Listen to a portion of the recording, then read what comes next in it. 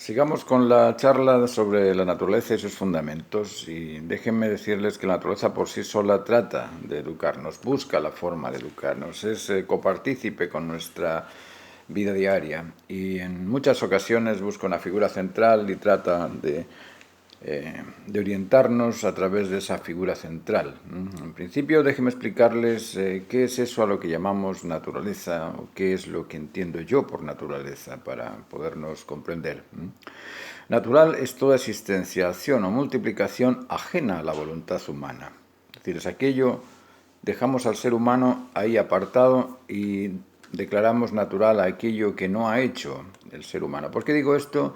Porque las creaciones humanas, las creaciones del hombre son derivadas del arte imaginario particular de cada individuo, es decir, es un art y ficción, art fiction.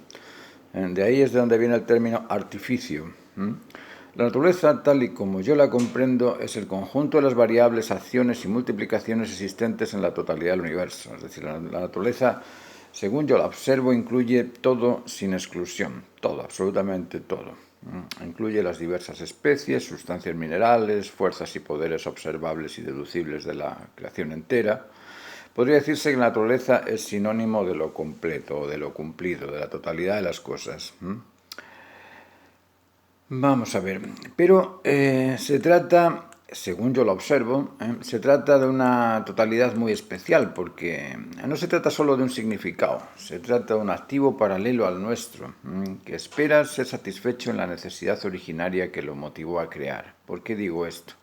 Porque la naturaleza muestra, en su finalidad ordenada, muestra cierto comportamiento natural con características muy particulares y con características propias. En la naturaleza las particularidades existen conectadas al ajuste interdependiente de la totalidad, es decir, el agua, que es la suma de hidrógeno y oxígeno en proporciones exactas, ese ajuste en proporciones exactas posibilita no solo la existencia, acción y multiplicación de cada elemento, además es el funcionamiento o el fundamento esencial del funcionamiento de la perpetuidad de toda especie. Todas las especies necesitan del agua para existir. Las partículas existen en complementos de valencia positiva o negativa para formar átomos, algo superior e independiente de lo anterior. Pero opera siempre en proporciones exactas. Por eso decimos o podemos afirmar también que la naturaleza, además de significar lo completo, significa también lo ajustado, aquello que es justo. Y la naturaleza atrae, interesa, motiva, nos gusta y motiva al actuar en pro del bienestar y en colaboración con el bien común. Del observado se deduce que naturaleza es el término o concepto utilizado para significar la totalidad de las cosas, lo completo, lo justo, lo ajustado y lo necesario, aquello que beneficia o satisface siempre a todo. Así es como comprendo yo en particular la naturaleza. En este significado entiendo yo la naturaleza de la creación en su totalidad, pero existe también un tipo de naturaleza particular u original en cada especie realizada, en cada especie creada, en cada especie originada, que concuerda con su comportamiento, con su convencimiento y con la convivencia que esta particularidad en sí establece con la naturaleza de la creación entera. Luego existe una naturaleza de la creación y una naturaleza particular de cada especie, que es la misma naturaleza. Después vamos a ver por qué y en qué se coinciden, por qué son las mismas. Ambas naturalezas contienen una finalidad específica y facultades particulares para cumplirse en ellas. Así como la naturaleza del espermatozoide, por ejemplo, se une con la naturaleza del óvulo para formar un nuevo ser, el espermatozoide penetra en el recubrimiento externo del óvulo y se une con el núcleo para formar la unión del ADN del padre y de la madre, y mediante esa unión de esos ADNs del padre y de la madre establece un nuevo ADN independiente al de la madre. En el origen de lo creado se observa la naturaleza humana junto a la naturaleza de la creación. Es decir, nosotros cuando vemos ese proyecto del huevo, ese proyecto del nonato todavía, pero todo un proyecto que se realiza dentro del vientre de la madre, dentro de la placenta. En ese proyecto podemos ver una intencionalidad, una selectividad y poder extraordinario.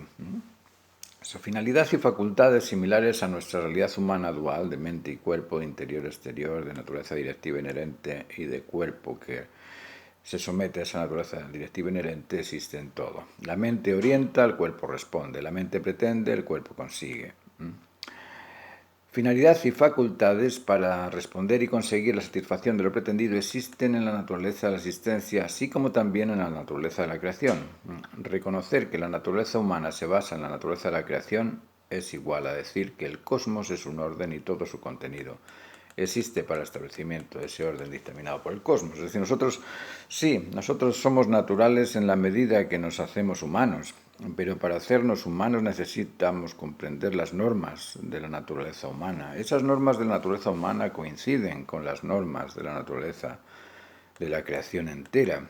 ¿Por qué les digo que la naturaleza por sí sola nos trata de educar? Porque eso es algo interesante. La naturaleza muestra ocasiones en donde la responsabilidad del buen uso de las facultades depende únicamente de un individuo. Piensen en el antiguo imperio de Egipto, el mal funcionamiento de los faraones, los dioses absurdos, el maltrato a los esclavos, el abandono de las normas naturales, la inmoralidad e indecencia sostenida provocaron la reacción natural por corregirlo. Surgieron esas plagas que se iniciaron con la plaga de sangre en el Nilo, que no era ni más ni menos que un color rojo producido por un alga, el alga de una liella salina, y el caroteno de esa alga pues atraía a los insectos que engordaban y se los comían los sapos, y el exceso de este alimento, de este caroteno, pues fomentó el crecimiento de los insectos y los sapos que bien alimentados proliferaban, dando lugar a un desorden ecológico que obligó a Moisés a liderar un camino de rectitud con sus fieles sacándolos de Egipto. Observen después el caso de los griegos. El helenismo perdió su independencia y Alejandro tuvo que salir a conectar los pueblos pensando unirlos en hacer un solo grupo, pero vivió solamente 30 años y se desconectaron de nuevo. Roma fue un gran imperio desmembrado al apartarse del ordenamiento natural conectivo. El César y sus gobernantes, en lugar de vincular en forma inclusiva a los vecinos, se apoderó de sus bienes mediante impuestos, y el narcisismo del emperador ambicioso de honores priorizó los favores por sobre su generosidad, y el pueblo se debilitó hasta el extremo de ser incapaz de oponerse al peso de la fuerza organizada por los godos o por los poderes bárbaros del norte, y la naturaleza emprendió la reconquista de la conectividad con los primeros cristianos. A Constantino le inspira la idea de unir al pueblo otra vez en solidaridad. Ustedes pueden ir viendo cómo se van separando y uniendo los grupos de la humanidad. Constantino en el año 400, intentando superar el nihilismo y el politeísmo existente, reunifica el cristianismo, pero la diversidad acaba desligando a los cristianos. La presencia de herejías y las controversias ante el ideal cristiano obligan a establecer concilio tras concilio, y concilios ecuménicos, concilios que trataban de unir de nuevo a los cristianos. Estuvo el concilio de Nicea, convocado por el emperador en el año 325, el concilio de Éfeso en 431, el concilio de Calcedonia en 451. El concilio era una posibilidad de encuentro entre los diferentes, pero las diferencias superaron el encuentro y la unidad no se logró. 400 años después, en el año 800 después de Cristo, el Papa León III unge rey a Carlomagno, quien, aun siendo analfabeto, logró unir el imperio en una serie de conductas más cercanas a la naturaleza, pero le duró muy poco. Más tarde, los imperios del cristianismo generan habilidades para corregir la falta de educación en la población antigua. Piensen que durante la Edad Media los feudos no educaban a sus sometidos. Incluso el rey francés Carlomagno no sabía ni leer ni escribir. Durante más de un milenio no hubo forma de publicar libros, cada libro se hacía a mano y se dejaba en el castillo del noble o en la abadía de la iglesia, pero los campesinos y los trabajadores en los oficios no tenían acceso a los libros. El analfabetismo era total y la moral no existía por ningún lado. Por ponerles un ejemplo de inmoralidad reinante en la Europa del siglo XV, os voy a contar el caso de cuatro líderes nada más, 3 reyes y un papa. En España, Isabel de Castilla y Fernando de Aragón querían casarse, con la finalidad de unir la península, pero eran primos y de abuelos hermanos. Eso impedía al Papa aceptar esa unión, pero el interés de Pablo II en unir Castilla y Aragón en la defensa contra el Islam superaba en la conciencia narcisista del Papa el valor del mandato del canon, el canon de la Iglesia, el canon religioso que impedía esa unión. Y Pablo II envió a Rodrigo Borja con una pseudobula que facilitaba el matrimonio entre ambos. Los reyes católicos y el Papa eran líderes ejemplares, observados por los gobernadores y por los gobernados. Por sus obras podemos comprender la falta de honestidad de estos líderes al obrar contra sus propias leyes.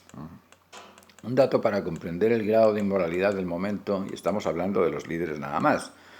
Fernando de Aragón tuvo 7 hijos documentados y como no tuvo varón que heredase su reino, los nobles le obligaron a casarse con Germania de Foix, sobrina de Luis XII de Francia.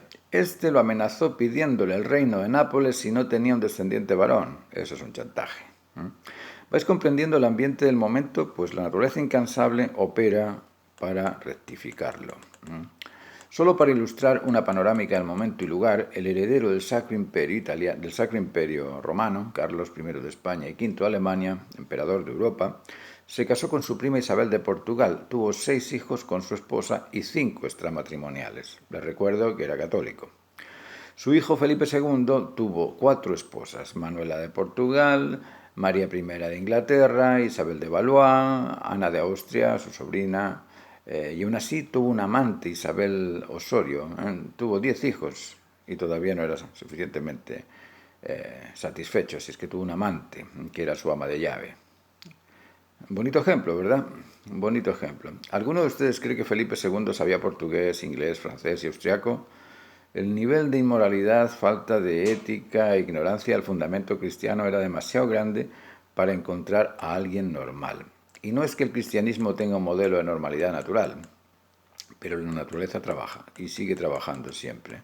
Recuerden que en esos años Iglesia y Estado eran uno. Europa era un continente cristiano en su totalidad, pero un tipo de cristianismo devoto en un Dios imaginario y de mitos milagrosos extraordinarios. Por un lado, los líderes políticos, los reyes, duques, condes, marqueses y nobles eran ejemplos para los campesinos, que eran la mayoría de los habitantes en la Europa de esos momentos. Y sus indecencias eran por todos compartidas. Como ejemplo de inmoralidad en la Iglesia, veamos el caso del Papa Alejandro VI, es decir, Rodrigo de Borja, un españolito. Tuvo 11 hijos, los Borgia. Era tal el extremo de la indecencia que motivó a Bernardino de Siena y posteriormente a Girolamo Savonarola a realizar la famosa hoguera de las vanidades, es decir, la quema de todo aquello que distrae del bien común. A todo esto hay que añadir los abusos de la Inquisición, la falta de respeto a los pueblos que iban descubriendo en América, pero la naturaleza opera en diversas formas. Este ambiente obligó a algunas inteligencias a publicar las desviaciones del Papa y las incongruencias de los reyes, y el alemán Johannes Gutenberg, interesado en publicar la Biblia, debido a las insensateces de los reyes y del Papa ante las Escrituras, inventó la imprenta. No sabría decir si la necesidad de la imprenta fue de Johannes Gutenberg o si fue la naturaleza humana inspirada en Johannes Gutenberg, pero sí sé que el daño o beneficio derivados de ese invento afectó y mucho a la naturaleza humana. La imprenta fue un instrumento que, de haberse puesto al servicio de la educación, habría cambiado la dirección de la historia, pero después de publicarse la Biblia se publicaron el Decamerón de Boccaccio, las novelas de caballería, los libros eróticos y aventuras ficticias que poco o nada aportaron a la educación normal del ser humano. La imprenta llenó las cabezas de información, pero no sirvió para normalizar a los lectores.